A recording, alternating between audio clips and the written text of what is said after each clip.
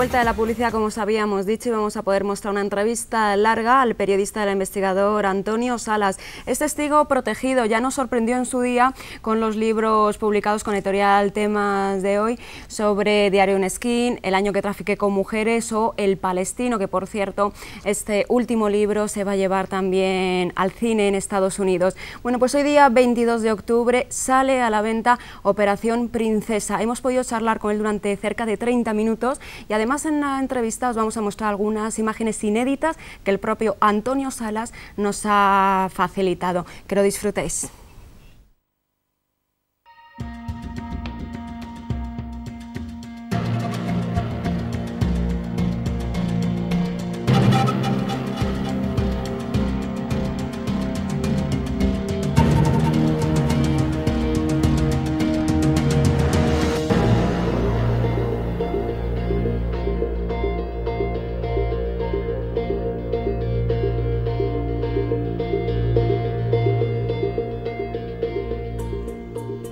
Una entrevista diferente, desde luego en la tarde de hoy la que os vamos a acercar. Podemos charlar con Antonio Salas, que viene a presentarnos esta novela suya de Operación Princesa. Desde luego, una vez más, el periodista y el investigador no nos va a dejar indiferentes.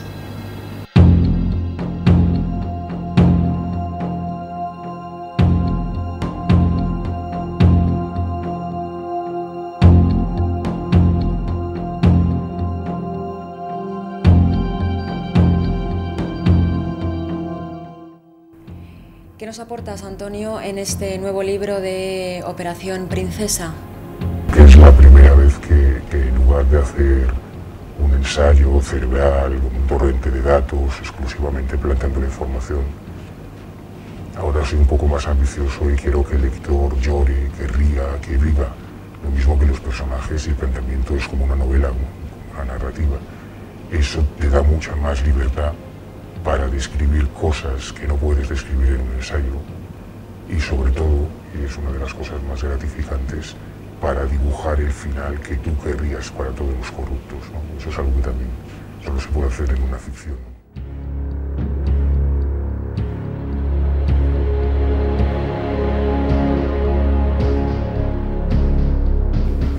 ¿no? Es difícil calcularlo.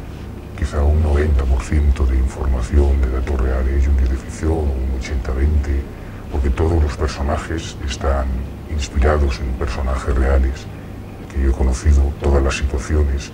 Hay 5 tramas que finalmente convergen en una, con muchos datos, y el uso, el comodín de la ficción es lo que te permite que el lector no decaiga entre ese afluente, ese torrente enorme de información y de datos reales, ¿no?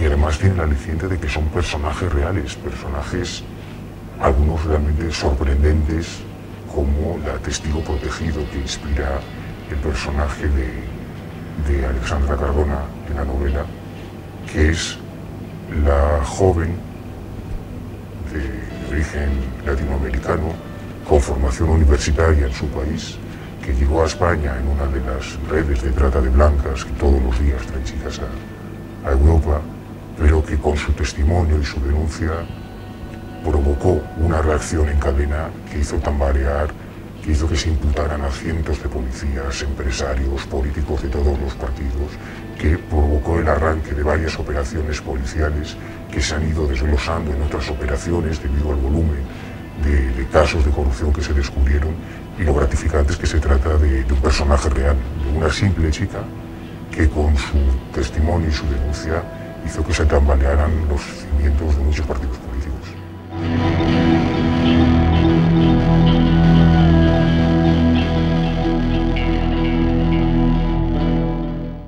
Pues todo lo que no pude contar en El año que trafiqué. El año que trafiqué es una investigación periodística, un ensayo en el que solo hay información. Aquí es mucho más ambicioso y mucho más duro de digerir en algunos momentos, porque se trata de lo que está más allá de los datos, ¿no? Se trata de que tú vivas como lector cuál es el periplo desde que una chica es captada, y cómo es captada y por qué es captada en cualquier país de los que proveen del mercado de la carne a los burdeles europeos, cómo es el viaje, toda la letra pequeña de lo que ocurre en ese viaje, cómo es el primer día en el club, cómo es el primer cliente, cuáles son las reglas a las que tienen que someterse dentro del club, cómo es la vida diaria, el día a día. En esta nueva investigación me encontré con cosas que no me podían imaginar. Me he encontrado con chicas que empiezan a trabajar en los clubs siendo menores.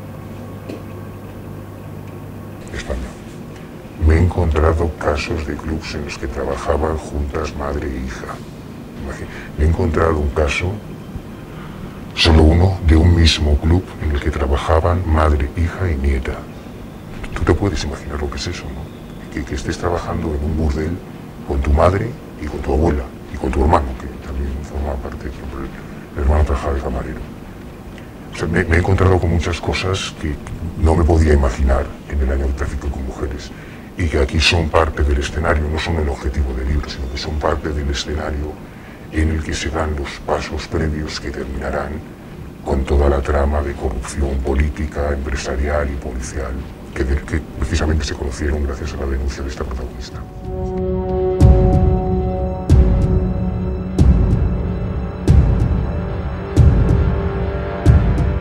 No me he esforzado mucho en disimularlos, ¿eh? Si ves un personaje que se llama Moncho, pues a lo mejor es que se llama Ramón. Si el personaje se llama Pepe, pues a lo mejor se llama José. No me he esforzado mucho en cambiarlos.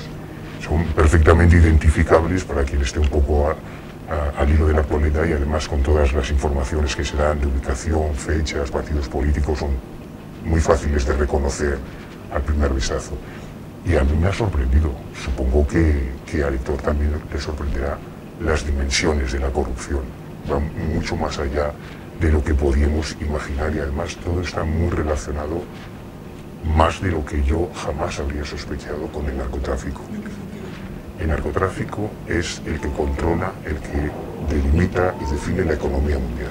Los cárteles del narco, sobre todo en Colombia antiguamente, ahora ya en Bolivia, en Perú, que no son los nuevos exportadores, y sobre todo México es país clave, porque México siempre ha sido un país de paso de la droga hacia Estados Unidos, pero con el descenso del consumo de cocaína en Estados Unidos ha empezado a mirar al mercado europeo. Y ya no solo se trata de un intermediario, sino que han empezado a plantar sus propias cosechas y sobre todo ha surgido un nuevo fenómeno que yo esbozaba simplemente de pasada en el año que trafiqué por haber tenido contacto con algún narco mexicano, que son las drogas químicas, la metanfetamina y las drogas de laboratorio que se distribuyen ya para la gente joven en casi toda Europa. Es tantísimo el dinero que genera el narco, son miles de millones de dólares. Con una sola operación, con una sola descarga, se consiguen cantidades de dinero tremendas. El problema es el blanqueo, volver a introducirlo en el sistema económico legal, digamos. Y ahí es donde entra lo verdaderamente interesante de la trama. Cómo se utilizan distintas estrategias legales para blanquear el dinero de narco. ¿Podemos hablar, por lo tanto, Antonio, que uno de los principales negocios para blanquear dinero podría ser el fútbol? Todo el deporte, en general, es una de las grandes herramientas para el blanqueo de capitales, especialmente el fútbol. Fichajes, concesiones publicitarias. Hay ya unos cuantos casos flagrantes, no voy a descubrir nada nuevo, que llegaron a los titulares de los medios de comunicación.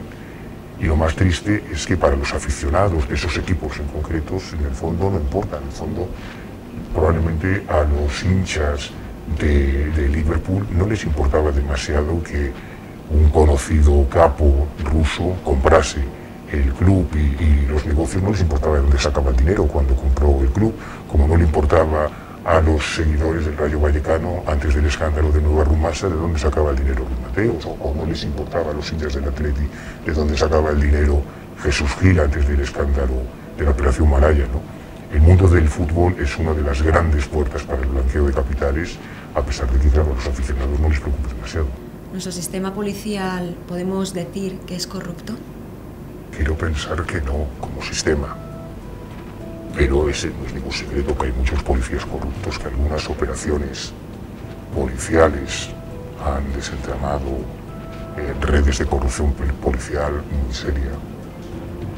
Y es un tema que a mí me ha preocupado mucho porque yo fui víctima en Diario de un Esquín precisamente de ese problema de la corrupción policial. Un alto mando del Cuerpo Nacional de Policía, responsable del grupo de tribus urbanas en Madrid, fue el que me delató a los Hammer-Skin, el que le dijo a los Hammer-Skin de Ultrasur que tenían un policía infiltrado. Por tanto, yo de alguna manera he sido víctima también de eso, ¿no? Pero como a mí no me basta con conocer un hecho, sino que quiero entenderlo, y hasta que no lo entiendo, como no tengo un jefe que me dé una fecha de entrega, yo puedo prolongar las investigaciones hasta cuando yo decida, 6 años, 3 años, 4, lo que haga falta. Ahora creo que ya entiendo lo que está pasando.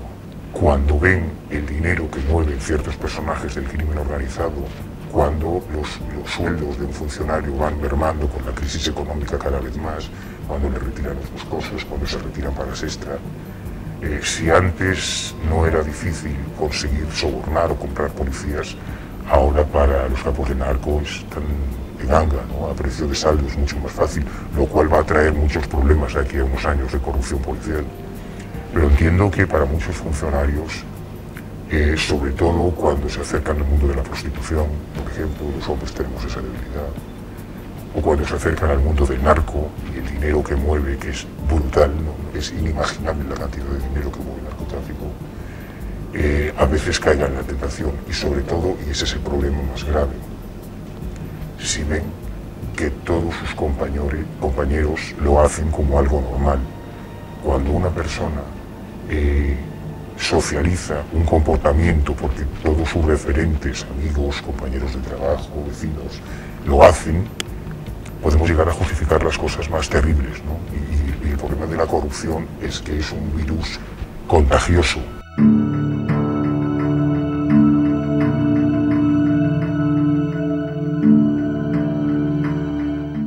Eso es lo bueno de este trabajo, ¿no? Que no se limita a un reportaje, sino que tiene unas ciertas repercusiones policiales y judiciales, y eso es gratificante, ¿no? No tanto como los emails o las cartas de chicos que dejan el movimiento nazi después de leer en esquina, o chicas o clientes que dejan la prostitución después del año que trafiqué. Incluso recibí emails de aspirantes a yihadistas que se iban a ir a un campo de entrenamiento en el Líbano y que después de leer el palestino lo dejaron. Pero no porque el lector recibe mi trabajo con unos meses de retardo. Es decir, cuando el libro llega a las librerías, yo ya estoy en la siguiente investigación. Cuando en el verano del 2009 yo había terminado la investigación del palestino y estaba redactando, ya había creado el perfil, la identidad que ha estado operativa estos años para realizar Operación Princesa. O sea, para cuando el libro llega a las librerías yo ya estoy metido en la siguiente investigación. Nos conocemos desde hace muchos años y comenzaste siendo freelance, aportando tu capital para tus investigaciones. A día de hoy, ¿cómo ha cambiado esta película? ¿Sigues igual? Y ahora sigue igual, con la ventaja de que toda la operación, todos los viajes, Europa, América, de Operación Princesa, todo se ha costeado con los libros del palestino, igual que el palestino se costeó exclusivamente con los ingresos del año que trafiqué con mujeres. Yo siempre digo que no le debo fidelidad ni explicaciones a nadie más que a mis lectores, porque son mis únicos jefes. Esa es la ventaja. Esa es la ventaja, no depender de, o no trabajar para ningún grupo editorial o para ninguna cadena de televisión, para ningún medio. Lógicamente no tienes los recursos ni legales ni económicos que te puede ofrecer un medio, pero tienes una independencia absoluta.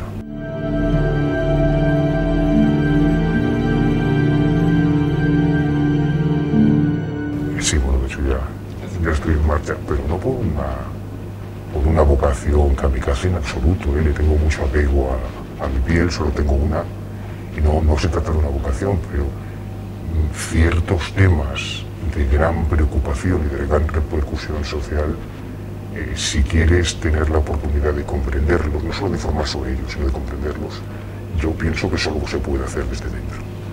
La historia del periodismo encubierto, desde Nelly Bly, por ejemplo, que fue la primera periodista encubierta de la historia, que se hizo pasar por enferma mental para meterse en un hospital psiquiátrico en Estados Unidos y disparó las ventas de los periódicos americanos con ese testimonio, hasta Howard Thompson, que es el inventor del periodismo gonzo, o Walfred, alemán que escribió Cabeza de Turco, que es un referente también. El periodismo encubierto te da la posibilidad no solo de conocer un fenómeno social, sino de verlo desde dentro, como uno más. Por eso cuando se publican los libros, tú no estás en mis libros, yo no hago juicios de valor, no juzgo a las personas, ni siquiera a los criminales, delincuentes, terroristas que he conocido, sino que intento entenderlos. Y solo termino la investigación cuando tengo respuestas a todas las preguntas que yo me he hecho. Y cuando les comprendo, lo que no significa que les justifique, es cuando puedo explicar cómo funciona, cuáles son los porqués de esos mundos, ¿no? Eso es lo que hace que muchos lectores que forman parte de esos grupos de crimen organizado o de grupos ultras, al sentirse identificados, se den cuenta del error que están cometiendo, y por eso recibo tantos cientos y cientos de cartas de gente que ha dejado esos grupos violentos después de leer mis libros. Ese es el lado bueno de este trabajo.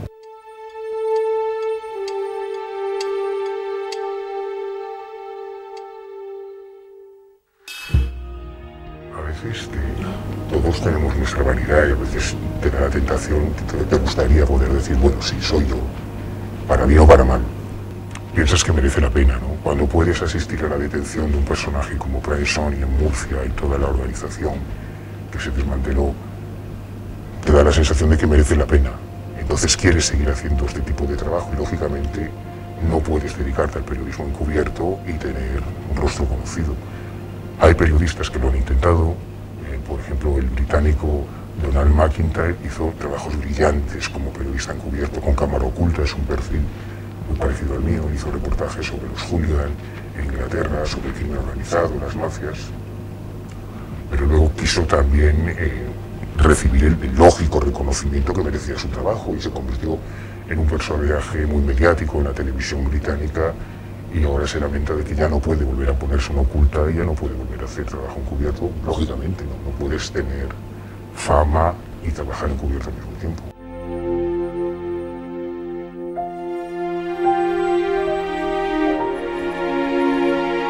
Cuando recibes un email, por ejemplo, de un piloto de Iberia, que después de leerse El año que trafica con mujeres me decía que él cada vez que aterrizaba en Madrid, en Barajas, iba a la casa de campo a consumir prostitución, y que después de leerse El año que trafique con mujeres seguía volviendo a la casa de campo cada vez que hacía escala en Barajas, pero con termos de café caliente para las chicas. ¿Cómo ha evolucionado la tecnología para tus investigaciones? Nos conocemos desde hace muchos años y llevabas antiguamente pues algunas cámaras infiltradas, además precintadas en el cuerpo. A día de hoy, ¿cómo ha evolucionado esto y cómo te facilita a ti la tarea como investigador? La revolución digital es la muerte de la intimidad.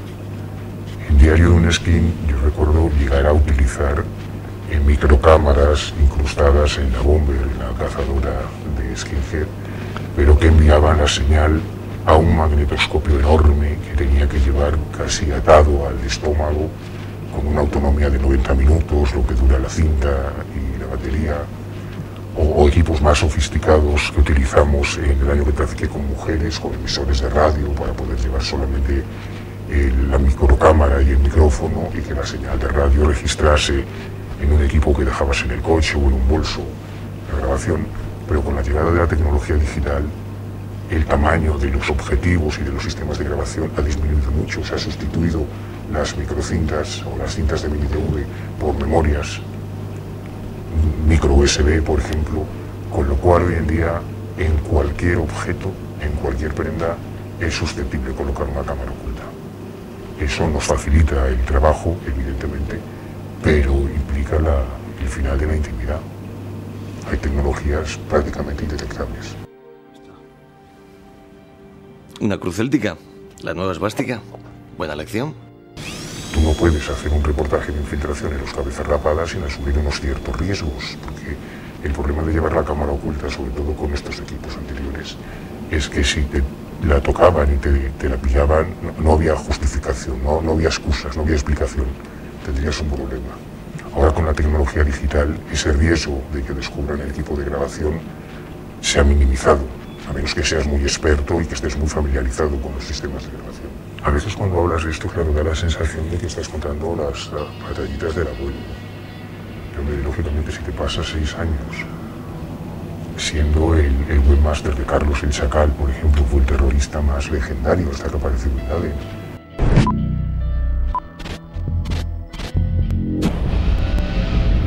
Soy yo el que debió haber hecho lo de Carrero Blanco.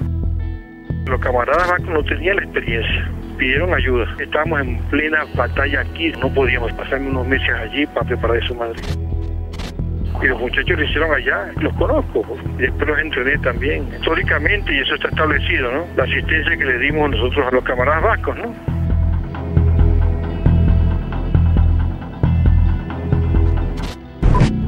Se sabe que hay vascos que se han convertido. Hay un tipo militante de esa organización terrorista que hay allá en el País Vasco. Uno de ellos se convirtió al Islam hace unos años. Lógicamente, el viaje a México, un México convulso como el que hay ahora, terrorífico, con una guerra civil a 7 bandas, a 8 bandas, los 7 grandes señores de la droga, junto con el gobierno, con el ejército de gobierno legítimo. Y lo que hay en México es una guerra y están ocurriendo cosas que yo no había visto jamás, terroríficas. Pero yo evidentemente era muy prudente. Situación así que me haya sorprendido, de un riesgo inminente que me haya sorprendido, ha sido, por ejemplo, y es algo que tampoco podría haberme imaginado nunca, volver a encontrarme en Operación Princesa con viejos camaradas de Hammerstein, del movimiento neonazi, en cuyo juicio yo declaré como testigo protegido y que ahora formaban parte de clubes de motoristas, de bandas de moteros con los que yo he estado conviviendo no, afortunadamente no, si no, no estaríamos aquí hablando de eso ahora. Fue una sensación sorprendente, ¿no? Encontrarme y descubrir esa evolución que yo no sospechaba y que la tengo muy documentada, de cómo muchos viejos o muchos jóvenes skinhead en su vida terminan después en el mundo de los clubes de motoristas, que tienen una estructura, una jerarquía que recuerda un poco al mundo de los, por ejemplo, de los Hammerstein. ¿Has visto la muerte de cerca? Estuve, es la vara que todavía conservo del nudo corto que me pasó rozando una rodilla. Eso sí estuvo muy cerca durante el año que trafiqué, ¿no? Tanto en esta investigación en la que yo, digamos que mi tapadera,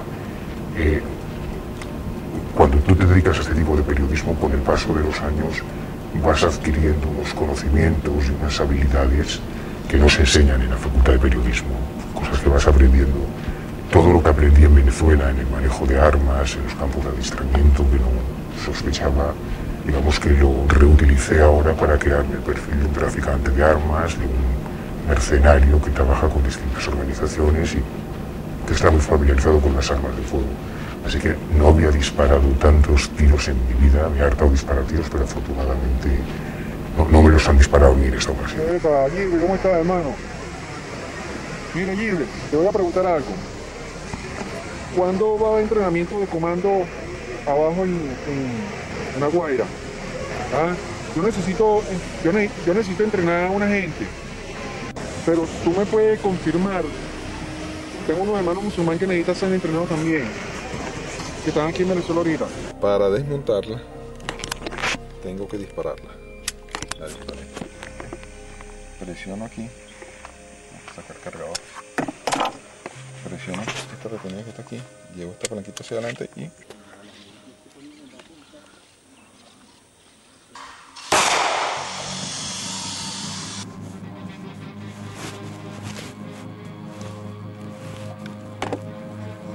cargar hacia atrás y lo suelto. Hacia atrás y lo suelto.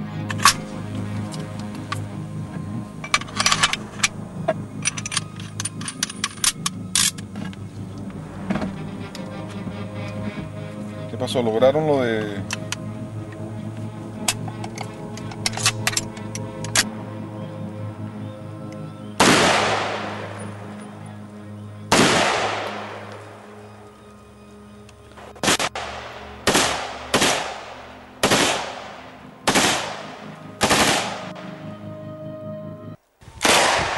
Wow.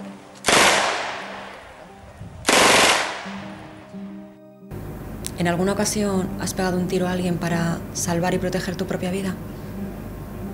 No, y además creo que no lo haría.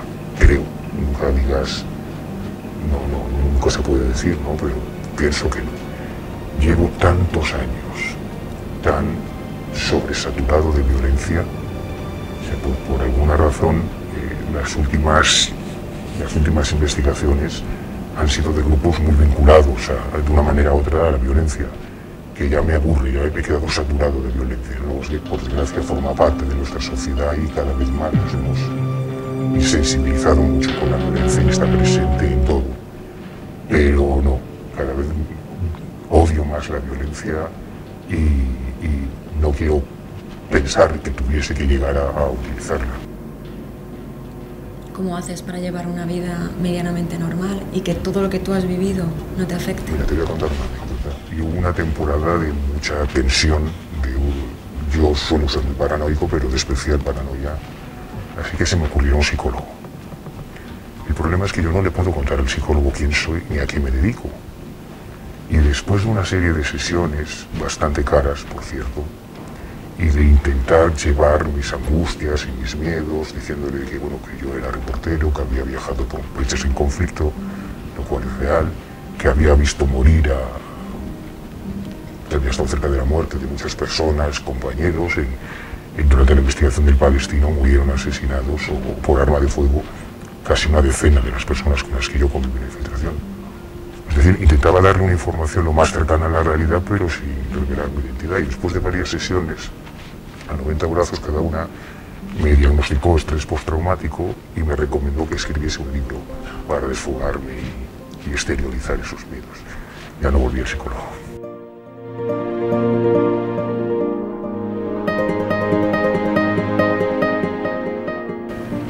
Operación Princesa comienza en el año 2009. En el año 2009 convergen una serie de operaciones contra la corrupción en España, la trama Gürtel, la Operación Campeón, la Operación Carioca, los casos Rivera Saratoga. En un periodo de meses convergen varios casos. Digamos que ese es el arranque. Lo que yo no podía predecir es que los juicios, toda la información volviese a ponerse de actualidad 2 semanas antes de aparecer el libro. Es una cosa como sorprendente, ¿no? De repente el caso Rivera y Saratoga, que se instruye desde el año 2009, este mismo mes comienza el juicio, igual que el de los Gerangel que asesinaron al notario de Murcia, igual que el protagonista de la Operación Carioca, un proxeneta que es uno de los protagonistas también del libro, sale de la prisión preventiva, de 4 años de prisión preventiva, 6 días antes de que se publique el libro. O sea, es toda una serie de coincidencias sorprendentes. Me imagino que es una buena señal.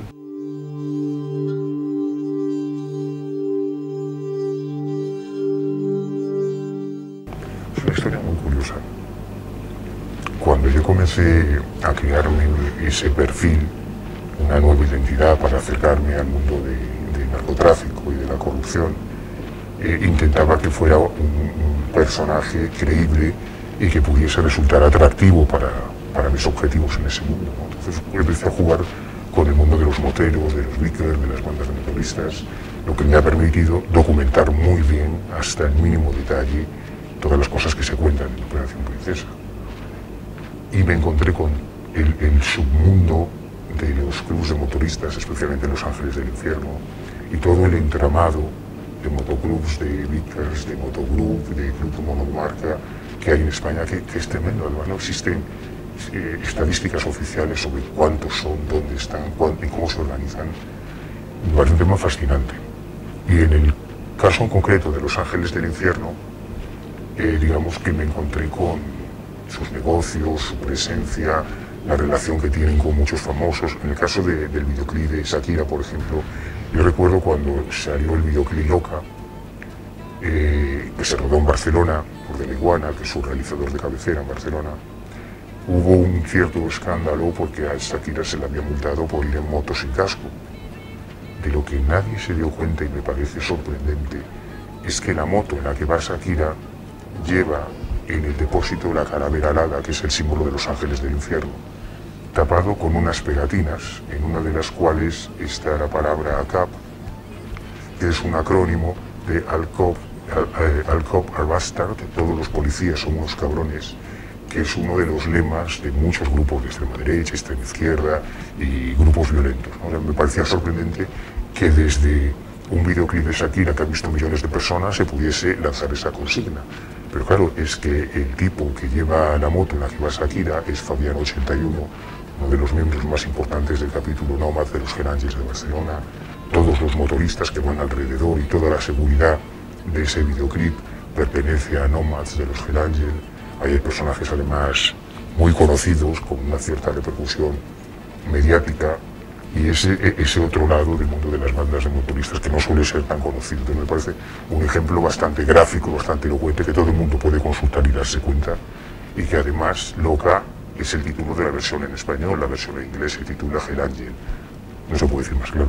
Estos son algunos de los elementos de parte de la investigación, en este caso solamente referenciados a los clubes de motoristas y más concretamente a Los Ángeles del Infierno y a la Calavera Alada, que es su símbolo. Hay todo un merchandising de productos que comercializan los mismos capítulos de Los Ángeles del Infierno. Casualmente, a pesar de que toda esta investigación yo la estoy realizando desde el año 2009, la última operación policial contra Los Ángeles del Infierno, las dos últimas, Grigori 1 y Grigori 2, se realizaron precisamente en el 2008 y hasta ahora no había vuelto a ocurrir nada.